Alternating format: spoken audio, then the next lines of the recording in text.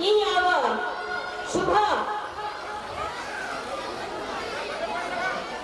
ಸಮಯದಲ್ಲಿ ಸರ್ವರು ಸೇರಿದಂತಹ ಸುಹೃದಯಿ ಸುಪಾಲಕರಿಗಾಗಿ ನಮ್ಮ ಈ ತೆವರಮಳ್ಳೆಹಳ್ಳಿಯ ಶಾಲೆಯ ಸರ್ವ ಗುರು ವೃಂದದಿಂದ ಸುನಮನಗಳನ್ನ ಅರ್ಪಣೆ ಮಾಡುತ್ತಾ ಈ ಯಾವ ನಮ್ಮ ತೆವರಮಳ್ಳೆಹಳ್ಳಿ ಶಾಲೆಯ ಮಕ್ಕಳ ಗ್ಯಾದರಿಂಗ್ ನಿಮಿತ್ತ ಸೇರಿದ ಸರ್ವ ಗಣ್ಯಮಾನ್ಯರಿಗೂ ಹಿರಿಯರಿಗೂ